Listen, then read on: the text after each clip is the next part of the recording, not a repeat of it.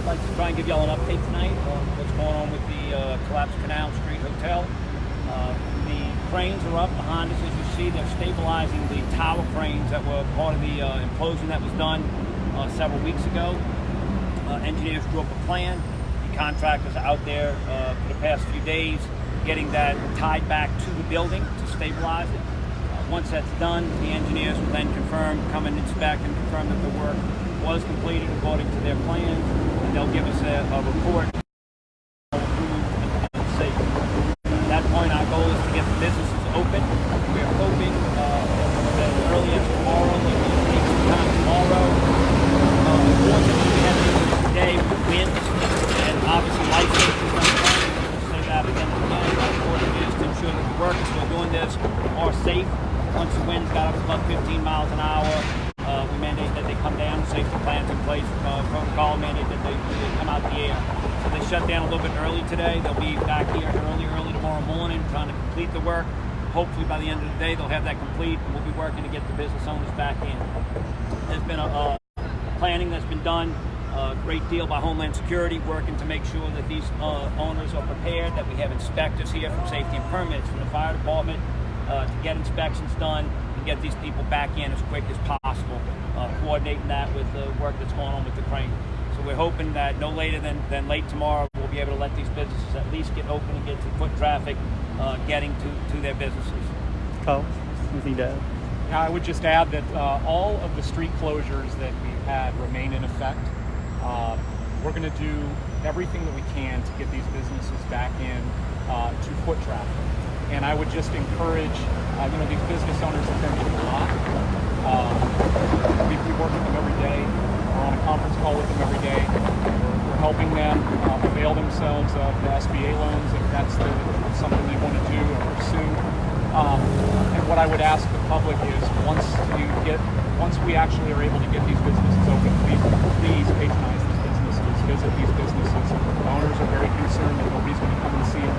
And I want to make sure and really lead the public to be a good New Orleanian and go and visit these businesses once they're open.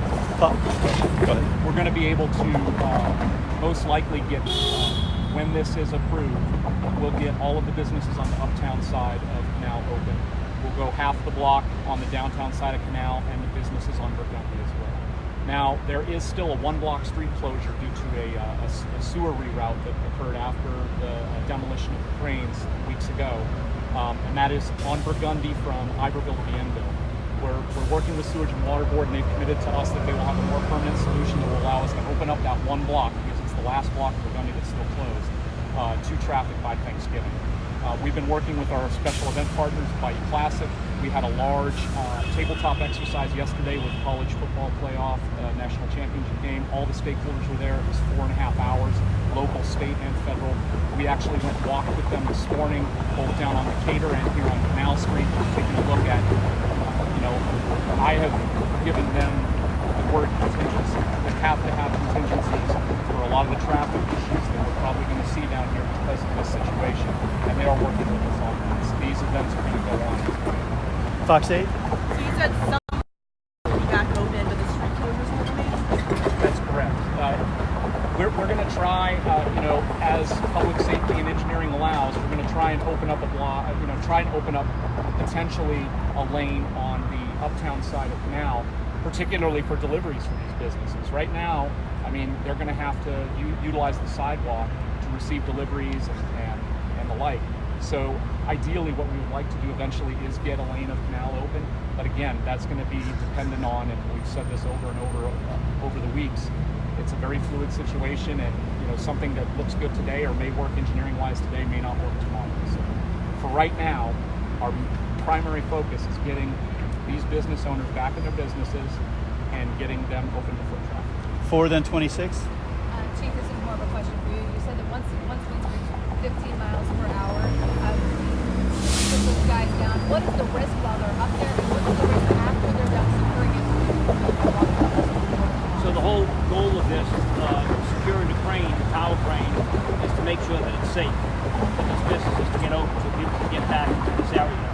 The risks of the workers who are trying to get that crane secured, because obviously once the winds are at that level, they're in a bucket, they're hanging from cables from a crane at a very, very feet in the air, and then the wind starts to blow that bucket. It's dangerous work. They're using a heavy cable. You know, you got to keep people safe. That's just an industry standard. Once the winds get to that level, you can't have somebody in a bucket like that suspended up in the air. So the goal is to keep them safe. Once the crane is secured and the engineers come out and confirm that it's secured in the method that they engineered, and give us a report in writing to say that. These are subject matter experts that we count on. Once they do that, then our plan is to get people back on the street because we'll be safe. 26th and 6th? Chief, you mentioned the winds. You've talked about the instability of the building. At this point, how has the building stayed together?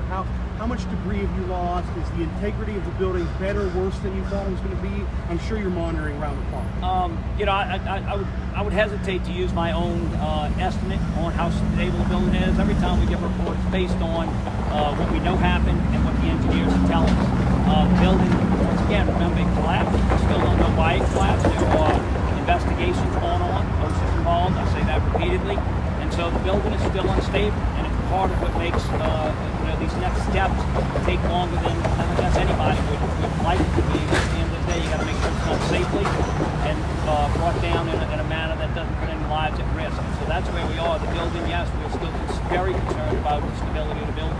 And every time you get high winds, that adds to it. Every time you get heavy rains, that adds to it. So yes, we're still very concerned until we get this thing remediated and get it down. And that's where we stand. Channel 6. Could you get more specific a little bit on the incident that kind of stopped the work today? It was strictly the winds. We monitor the winds continuously. When the winds get above 15 miles an hour, work stops. You set those parameters in advance. You don't want to be making these calls on the fly. So the industry standard is at 15 miles per hour, people don't operate at those elevations out of a bucket. Once the winds hit that, monitoring the wind speeds, once the winds hit that, we shut down the work. Fox 8? And so if there are high wind gusts again tomorrow, will that postpone the crane stabilization and turn businesses opening tomorrow? Yes, it would, but we don't anticipate that. There'd be some winds today. We don't anticipate it. We'll start very, very early in the morning as soon as the sun lights up to make sure that we get the time. But we don't anticipate it. They're going to make sure we get the work done. 4? Channel 4? Go ahead. I would add that we're going to still continue to work with the business owners tomorrow with safety permits, fire prevention, and plumbers to get them back in their buildings, get their gas turned back on. That can run independently of this schedule. We're just trying to get them in as soon as possible. It could be tomorrow, it could be Saturday, it could be Monday. Depends on when they finish their project. Channel 4? I know there's a lot of people in this area who live here and are kind of on their toes about when the full demolition might happen. Or anything of that nature they do. No, the demolition is still along the same lines as it was. Right now, what's happening is the engineering. Once again, it's not, if you remember years ago, we did the Plaza Hotel implosion in anticipation of the hospitals coming in. It took a year to plan that. We were both here. We were part of that. It took a year. We're trying to do something on as fast a timeline as possible. They told us when they hired the contractor, remember, the owners are responsible for this, right? When they hired the contractors, we're vetting them, and they said it would take 2 to 3 weeks of engineering. We have engineers who are advising us and looking over the plan, and the goal is to make sure that it's done properly. So the instability of the building, once again, has made it a little bit harder to plan than if we had what we had in the plaza. So it's moving along, but exactly how that's going to happen, WGNO? You mentioned you're going to get some businesses open. You're encouraging people to come down and partake in those businesses. If someone's sitting at home and says, "Well, I don't know about that," it's a safe area. You wouldn't have opened it if it wasn't safe. Kind of open the door for, I guess, folks to watch. Chief said, nothing is going to be opened or done without that stamp of that engineer who did this plan, who put this together, who says, I'm deeming this safe. That's what we're going to base that off of. And I feel comfortable, the chief feels comfortable with that being the rule as far as getting these businesses open.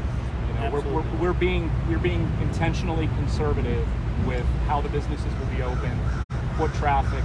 We can't just throw these things open, obviously. So it will be a decision that will be based purely on engineering and public safety. Last question, Channel 6. You mentioned the meeting that you had with all these people who are planning, all these organizations planning these events within the coming year. What was their overall takeaway? Did they feel better about the situation after the 4 hour? Yes, I'll say unequivocally yes. Particularly, you have a huge game like the college football playoff national championship game.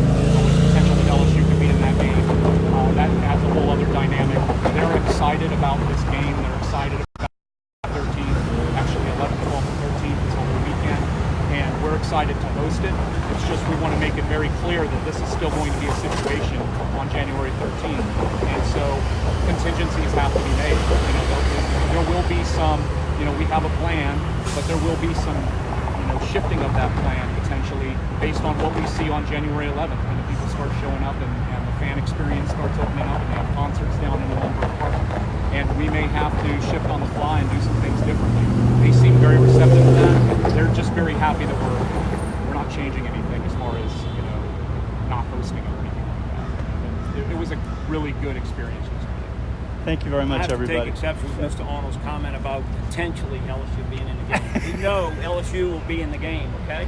So. Thank you, everybody. And just